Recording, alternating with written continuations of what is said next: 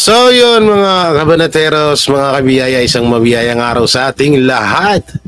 At ito pag-usapan natin. Ay nako. Ginagawa lang talaga ni BBM na tanga ang kanyang mga taga-suporta.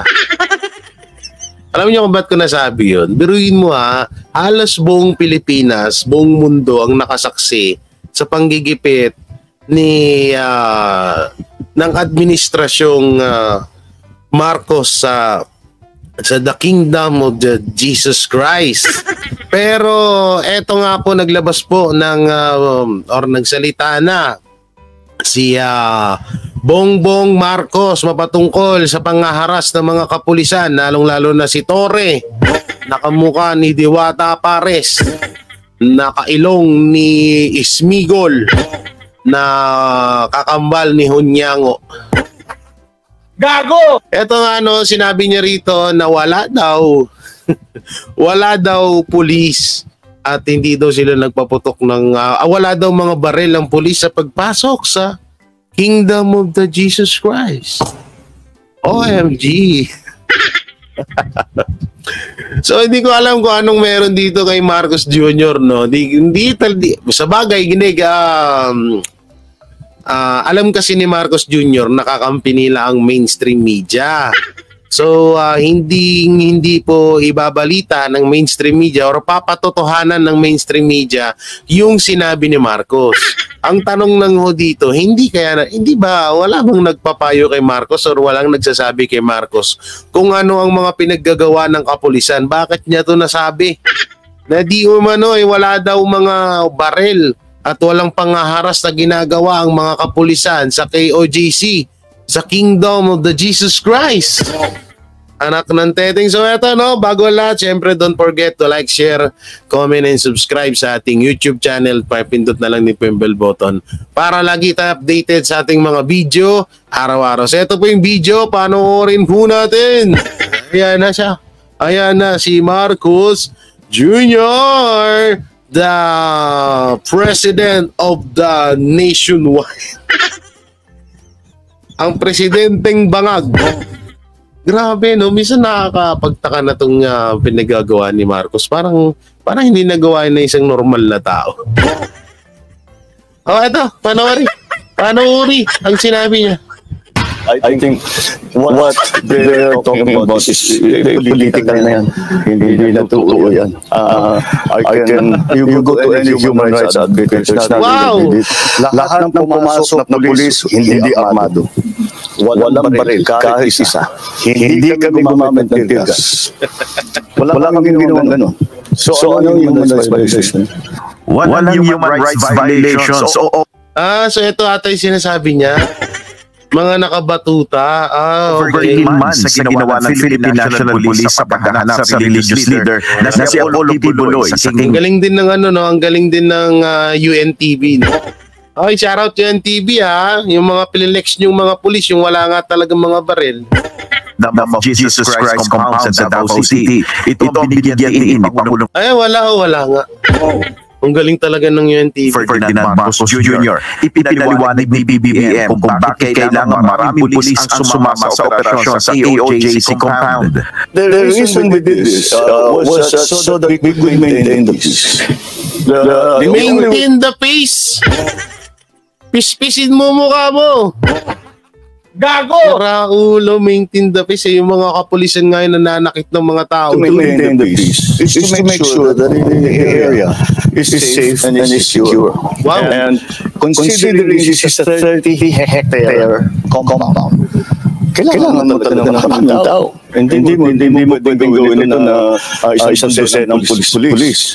Para hindi na bali yung mga lumalaban o yung mga nag-resist ng harang. Hindi na bali muna yun. Para lang yung pag-inspeksyon ng 30 hectares, kailangan mo na agad ng maraming tao. Ayon kay BBM, yun may mga dalang baril. Kita niya mga bit-bit yan haba. Anong walang mga baril BBM? Anak ng teteng. Kung kakaunting pulis lamang ang pupunta o pananapin si Kibuloy sa naturang compound, tiyak na marami niya masasaktan. Kung konti yun, mas maraming masasaktan. Mas maraming nasasaktan na supporter ng Kingdom of Jesus Christ, maraming nasasaktan na pulis. Dahil naglalaban. So, kung marami, itapos ka agad ng mga problema. Galing, ang galing. Ang galing. Tulog na tayo. Gago! That's what we do.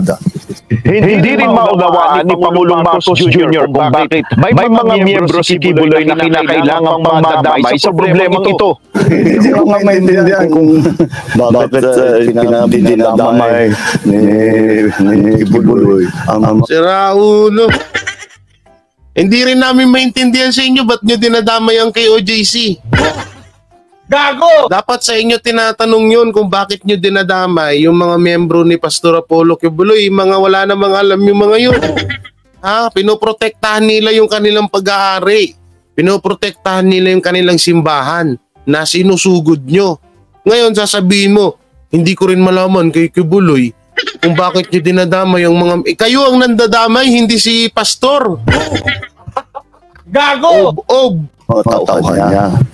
Kasi sinasabak niya yung mga tauhan niya. Gago!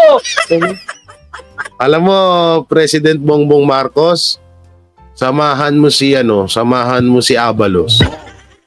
Samahan mo si Abalos na na gumanap dun sa Black Rider. Ang galing mo umacting na hayop ka. Gago! Ang galing umacting ni Marcos no?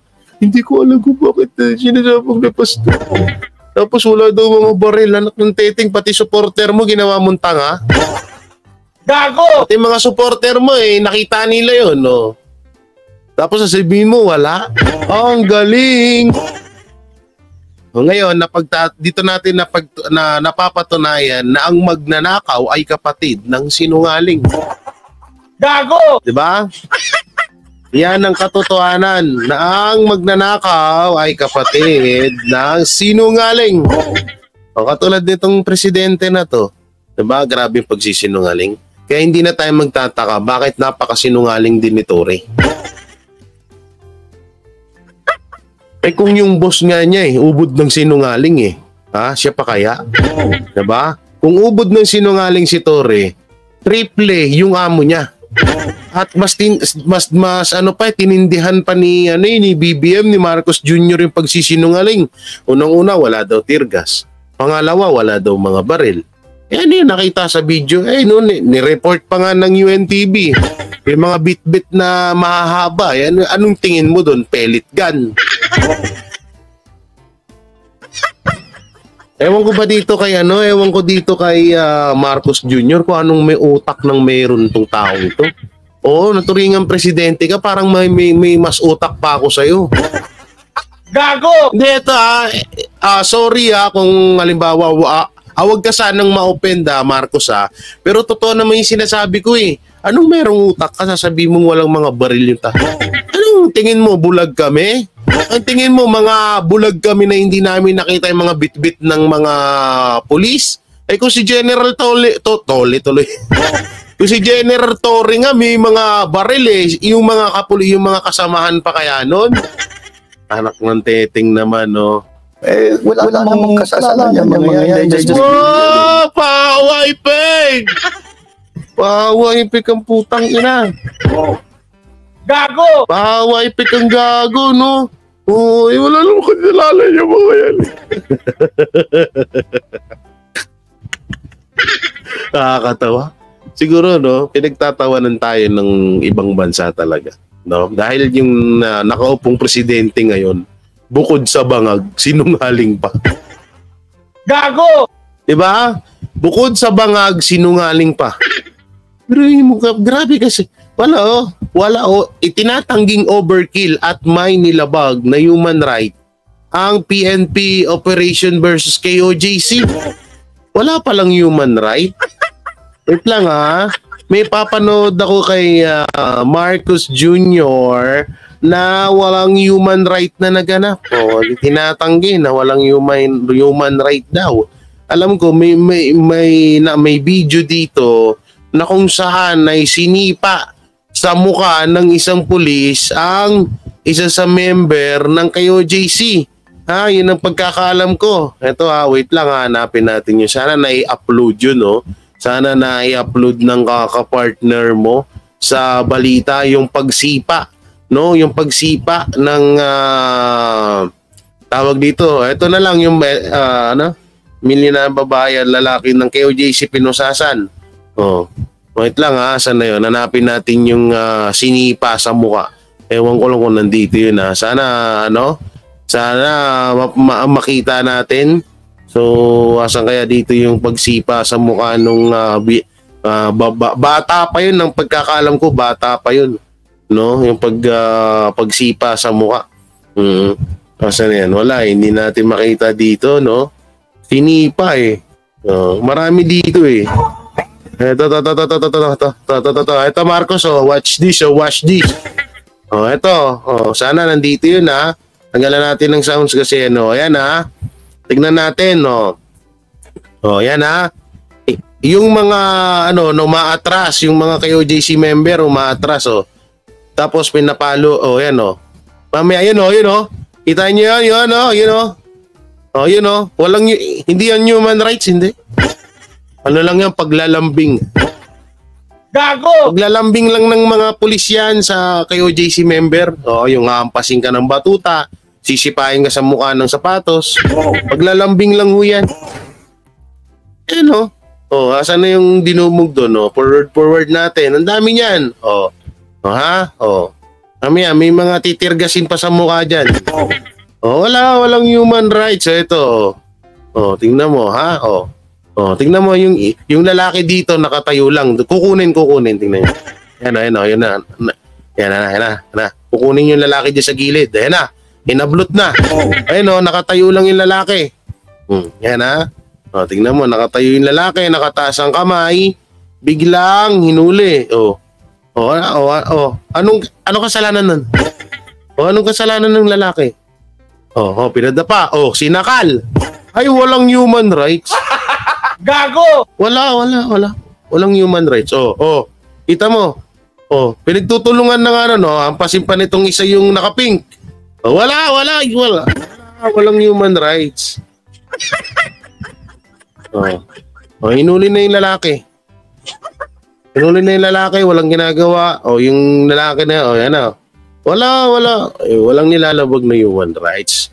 Ito yung lalaki na sinipa. Yan Ito may video to may video talaga to na kung saan sinipa yan sa muka. Ang lupit ng pagkakasipa dyan, sapul na sapul. Yan nata. Yan Ano to? Babae ba to? Yung ano na to? May kita mo. Walang human rights. Kita mo, binali yung pinaekis yung paa.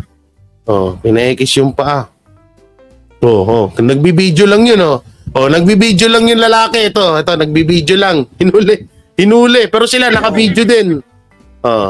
Yan walang human rights BBM.